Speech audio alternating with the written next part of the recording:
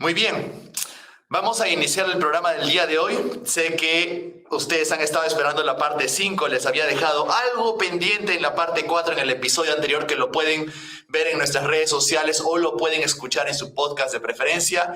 En el episodio 1 al episodio 4 ya hemos hablado cosas un poquito más técnicas con respecto a lo que se refiere el poder de la palabra cuando Robert Dills escribió este libro. Sabemos que un término muy utilizado en lo que es programación neurolingüística es los reencuadres y tenemos más de 16 formas de reencuadres lingüísticos y más de 22 formas de reencuadres cuánticos que, como sabemos, se pueden aprender ya cuando uno estudia un Master Practitioner en programación neurolingüística.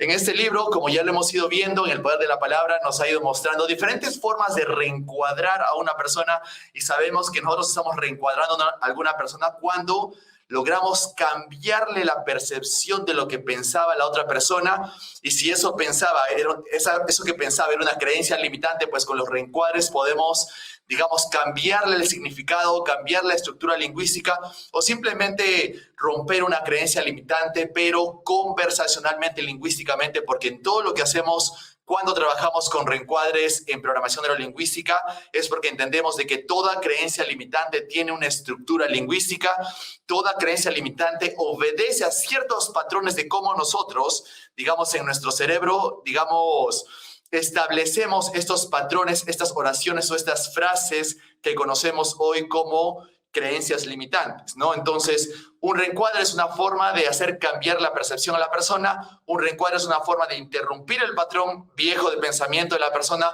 o un reencuadre simplemente es que la persona pueda, de cierta forma, empezar a dudar de su creencia limitante para abrirse a posibilidades de entender otras formas de pensamiento o adquirir nuevas creencias limitantes, porque como vamos a explicar el día de hoy, vamos a hablar de las estructuras lingüísticas, de todas las creencias limitantes, tal cual es como causa-efecto, por qué, entonces, o sí, entonces, esto, cómo, o digamos, equivalencia compleja cuando nosotros hacemos equivalencias o colocamos dos oraciones o dos frases como si fuera una significara la otra o como dos frases fueran simplemente sinónimos, ¿no?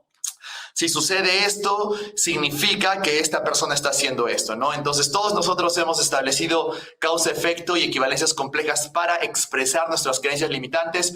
Vamos a ahondar un poco más en cómo Robert Dills, en el libro del Poder de la Palabra, en el episodio 5, digamos, establece formas para entender primero qué es una estructura lingüística en las creencias limitantes y también cómo reencuadrar a estas mismas. Así que muchísimas gracias a todos los que han contribuido en que este podcast se convierta en el podcast número 1 de programación neurolingüística de habla hispana. Así que con esa inspiración y con esa motivación vamos a empezar con el capítulo número 6. Es el episodio número 5, pero es el capítulo número 6 del libro El Poder de la Palabra de Robert Dills.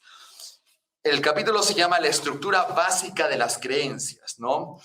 Ahora, tenemos que entender de que toda estructura básica tiene una estructura lingüística y esas estructuras lingüísticas se refieren a lo siguiente. Lingüísticamente hablando, las creencias se expresan por lo general en forma de patrones verbales conocidos como equivalencias complejas y causa-efecto. Ahora, ya les había comentado hace un momento que tenemos más de 16 formas de reencuadres o 16 formas de estructuras lingüísticas como tal. Por tanto, tenemos un reencuadre para tal, digamos, patrón lingüístico, pero los más fuertes, los más esenciales y con los que trabajamos en programación neurolingüística generalmente son causa-efecto y equivalencia compleja. Ten en cuenta eso porque cuando tú ya empiezas a trabajar patrones lingüísticos en un máster de programación neurolingüística, tienes que hacer que todo se establezca en un causa-efecto o en una equivalencia compleja. ¿Con qué propósito? Con el propósito de que tú puedas aplicar el reencuadre que sea necesario para interrumpir el patrón de pensamiento de la persona o ayudarle a cambiar de percepción. Las equivalencias complejas son afirmaciones lingüísticas que implican equivalencias entre distintos aspectos de nuestra experiencia. A es igual a B o A significa B. Una forma fácil de detectar una equivalencia compleja es simplemente cuando podemos añadir la palabra significa. A significa B, A es igual a B, o a veces con simplemente una coma podemos, digamos, suprimir la palabra o el uso significa, pero sabemos que si quitamos la coma y colocamos el significa, nos daría una equivalencia compleja. Así que quiero que entiendan esto. Las personas están constantemente dando o expresándose en equivalencias complejas. Por ejemplo, la otra persona no me contestó el celular. Eso significa que no me ama, ¿no? O mi esposo hoy día no me miró. Eso significa que ya no le gusto más, ¿no? Entonces son creencias limitantes en formas o en patrones de equivalencias complejas para que ustedes vayan entendiendo. Las afirmaciones de causa-efecto, caracterizadas por palabras como causa, hace, obliga, conduce a, resulta a, vinculan causalmente a los valores u otros aspectos de nuestra experiencia. ¿Qué quiere decir? Él me hace sentir esto a mí. Cada vez que él hace eso, me hace sentir a mí o causa que yo me sienta así. Cada vez que él levanta la voz, me hace sentir triste. Cada vez que él no me saluda, causa que yo me ponga colérico, ¿no? Entonces, se han dado cuenta, también son creencias limitantes, pero una estructura de causa-efecto. A causa B, ¿de acuerdo? O B es el efecto de A.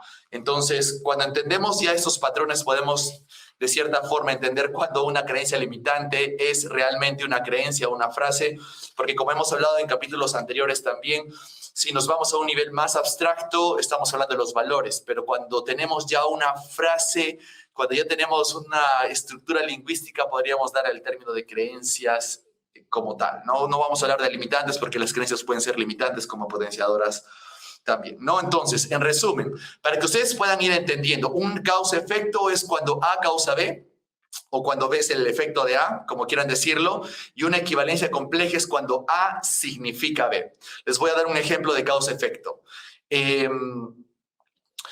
Digamos, cuando él habla fuerte, me hace sentir intimidado. Entonces, eso es un causa-efecto. Cuando él habla fuerte, me hace sentir intimidado. Entonces, esa es una creencia limitante, ¿cierto? En estructura de causa-efecto. Me hace sentir es un causa-efecto. Es un efecto de cuando la otra persona habla de cierta forma. Segundo, un ejemplo de equivalencia compleja.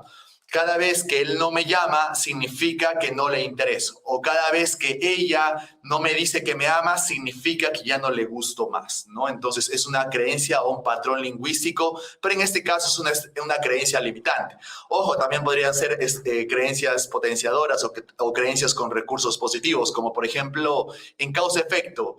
Cada vez que él, digamos, cada vez que una persona me dice que no puede, me hace sentir más motivado y más empoderado para cumplir mis objetivos. Es una creencia, ¿cierto? Pero es una creencia que puede empoderar a las personas, ¿cierto? Es un causa-efecto, me hace sentir a mí. Pero una creencia potenciadora en el caso o en la estructura de, digamos, de equivalencia compleja podría ser cada vez que mi esposa me cocina tal plato, significa que es una muestra de amor. Es una muestra de amor, nada más. Esa es una equivalencia compleja de una creencia poderosa que puede construir, que puede alimentar, ¿no? También podría ser algo como, o lo que yo utilizo normalmente en una sesión, ¿no? Cada vez de que tú te sientas, digamos, cansado y frustrado, significa que estás a punto de aprender algo nuevo, ¿no? Entonces, ese es un reencuadre, pero estoy accediendo a una equivalencia compleja primero, ¿no? Entonces, esas son las formas en cómo nosotros podemos utilizar. Vamos a hablar un poco más de equivalencias complejas y causa-efectos para que ustedes entiendan, pero creo que ya está claro de cómo esto se utiliza lingüísticamente. Puede ser creencia limitante como puede ser una creencia poderosa. La equivalencia compleja, según Robert Dills, implica hablar de dos o más experiencias como si se trataran de lo mismo, es decir, como si fueran equivalentes. Una equivalencia compleja es más una definición que un procedimiento de evidencia, ¿de acuerdo? Significa que cada vez que nosotros estamos dando equivalencias complejas, estamos definiendo algo basado a lo que nosotros creemos que es algo, ¿de acuerdo? Por eso es que lo podemos llamar sinónimo, muchas veces son analogías, ¿cierto? Entonces, eso es una equivalencia compleja.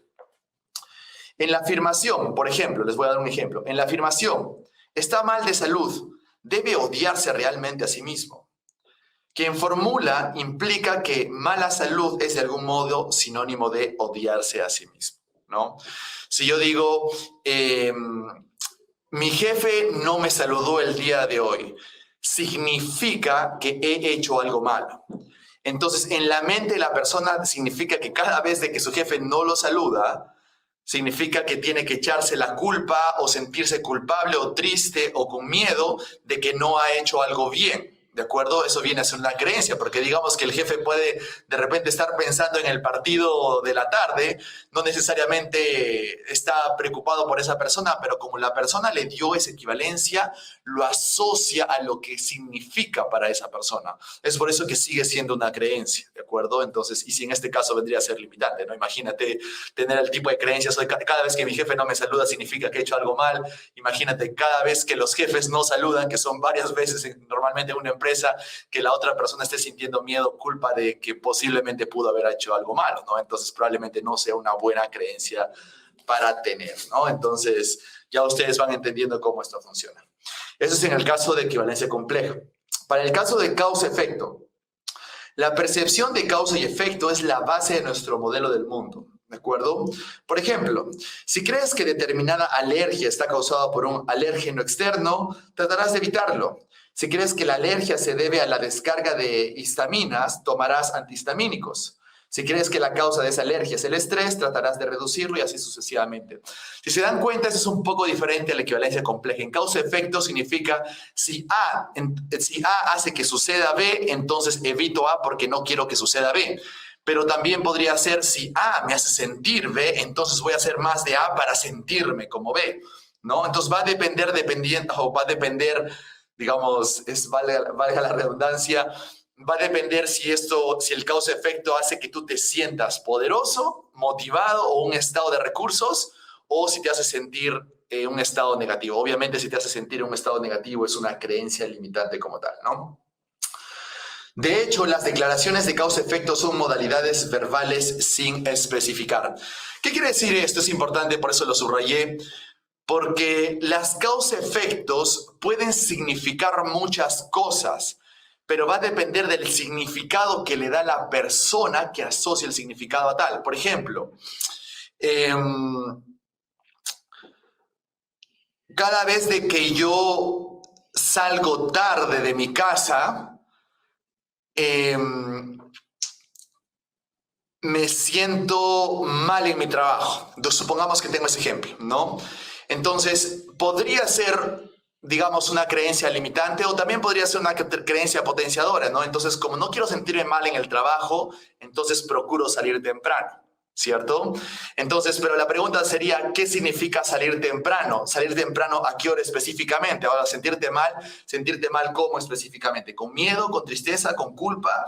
Entonces, nunca se especifica realmente más que el significado que le da la persona cuando se expresa de esa forma. ¿De acuerdo? Entonces va a depender de si es una creencia limitante o es una creencia poderosa como tal. Entonces quiero que entiendan eso. Por eso es de que cuando trabajamos con causa-efectos o una persona te presenta una creencia limitante en una sesión o en una conversación o en una venta, sabemos de que las creencias limitantes vienen a ser casi las objeciones. Entonces, cada vez que se presente esto en una estructura de causa-efecto, lo que es más recomendable, lo mejor para nosotros es hacer el metamodelo y entender específicamente cómo eso es un problema para la persona en la estructura de causa-efecto.